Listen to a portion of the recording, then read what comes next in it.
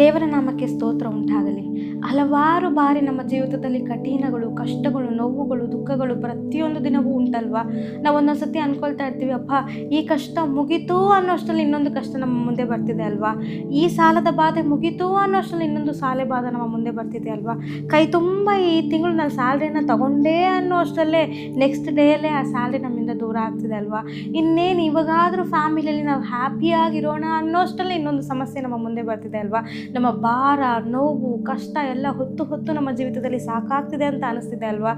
ಆದರೆ ನಾವು ವಾಕ್ಯದಲ್ಲಿ ನೋಡೋದಾದರೆ, ಮೋಶೆಯನ್ನು ಕೆಂಪು ಸಮುದ್ರದ ಬಳಿ ತಂದು ನಿಲ್ಲಿಸಿದ ದೇವರು ಮೋಶೆಗೆ ಆಜ್ಞಾಪಿಸ್ತಿದ್ದಾರೆ, ನೀನು ಕೈಗಳನ್ನು ಎತ್ತು ಚಾಚು ಸಾಕು, ನಿನ್ನ ಕೋಲನ್ನು ತೋರಿಸು ಸಾಕು, ನಿನ್ನ ಮುಂದೆ ಇರುವಂಥ ಆ ಕೆಂಪು ಸಮುದ್ರವನ್ನು ವಿಭಾಗವನ್ನಾಗಿ ಮಾಡಿ ಒಳ ನೆಲದ ಮೇಲೆ ನಿಮ್ಮನ್ನು ನಡೆಸಿ ದಡ ಸೇರಿಸ್ತೀನಿ ಅಂತ ದೇವರ ವಾಕ್ಯ ಹೇಳ್ತಿದೆ.